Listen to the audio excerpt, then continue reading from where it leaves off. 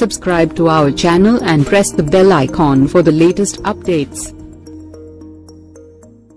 రేపు మానవాళి మనుగడ మనం బ్రతకడం కూడా చాలా ఇబ్బంది అవుతుంది కాబట్టి ఒక బాధ్యత రెస్పాన్సిబిలిటీ మన మీద ఉంది కాబట్టి ఈ సంవత్సరం ఈ ఎన్నికల్లో చేసే నిర్ణయం మన భావితరాలు మన భవిష్యత్తును నిర్ణయిస్తుంది అందువల్ల మిమ్మల్ని అందరినీ నేను చేస్తున్న ఒక విన్నపం ఏంటంటే మన సత్సద్వివేక బుద్ధిని వాడి వ్యక్తి కాకుండా వ్యక్తిత్వాన్ని చూసి ఓటు వేద్దాం ఇంతవరకు వ్యక్తులకు ఓటేసి ఈ వ్యక్తి అతను వ్యక్తికి ప్రాధాన్యం ఇచ్చాం కానీ వ్యక్తిత్వానికి ప్రాధాన్యం ఇవ్వలేదు కాబట్టి ఈ పరిస్థితుల్లో మనం ఉన్నాం ప్రతిరోజు మనిషి ఆనందంగా ఉండాలి మనం రేపటి ఉదయం కోసం మనం ఆతృతగా ఎదురు చూడాలి ఎప్పుడు వస్తుంది ఒక 12 గంటలు మళ్ళా ఆనందంగా నేను బ్రతకగలను కానీ ఇప్పుడు టెన్షన్తో బతుకుతున్నాం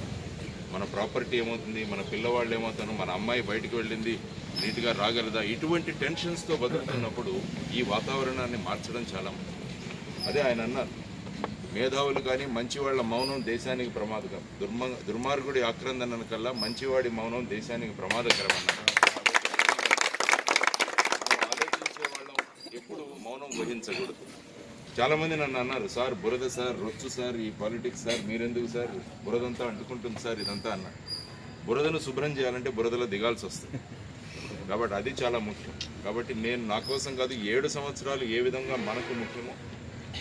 మా గురువుగారు అబ్దుల్ కలాం గారు చెప్పారు ప్రజా సంక్షేమం కోసం ప్రజల కోసం ఎప్పుడైతే నువ్వు ఉపయోగపడతావని నీ మనసులో వచ్చినప్పుడు నువ్వు ఈ బంధనాలన్నీ తెంచుకొని వచ్చేసి ప్రజల్లో పూర్తిగా దిగిపో అని మా గురువుగారు ఆయన చెప్పిన విషయం అన్నమాట జనసేన పార్టీ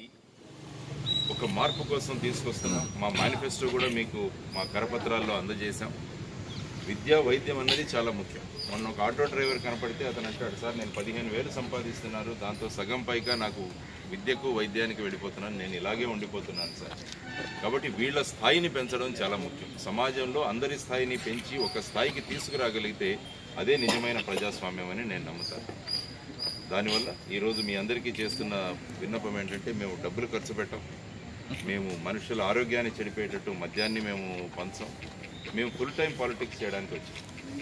మేము పార్ట్ టైం కాదు మాకు కొన్ని సంస్థలు ఉన్నాయి అవి చూసుకుంటూ నేను పాలిటిక్స్ చేస్తాను నాకు బిజినెస్ ఉంది అది చూసుకుంటూ పార్ట్ టైంగా నేను ప్రజల కోసం పనిచేస్తాను దేశంలో ఈ part time business part time politics నడిచే రోజులు కావు ఇవి ఇది ఫుల్ టైంగా ప్రజల కోసం అవైలబుల్ అయిన మనిషి ఇక్కడ ఉండాలి ఇంకొకటి చెప్తున్నారంటే వీళ్ళంతా నాన్ లోకల్లో ఎక్కడి నుంచో బయటకు వస్తారు ఇదొక అపప్రచారం చేస్తారు కాబట్టి నేను ప్రజలకు చెప్పాను నేను ఖచ్చితంగా 24/7 ఇక్కడ ఉంటాను నేను మా నాన్నగారు విశాఖపట్నంలో పనిచేస్తున్నప్పుడే నేను మా అమ్మ గర్భంలో పడ్డాను కాబట్టి అభిమన్యుడిలాగా నేను విశాఖపట్నం గురించి చిన్నప్పుడే మా అమ్మ కడుపులో తెలుసుకున్నాను నాన్నగారు సీనియర్లో పనిచేసేవాళ్ళు కాబట్టి ఫ్యామిలీ ఇక్కడ ఉండేది కాబట్టి ఆ విధంగా మీరు అది మర్చిపోయి నేను అదే చెప్పాను వాళ్ళకి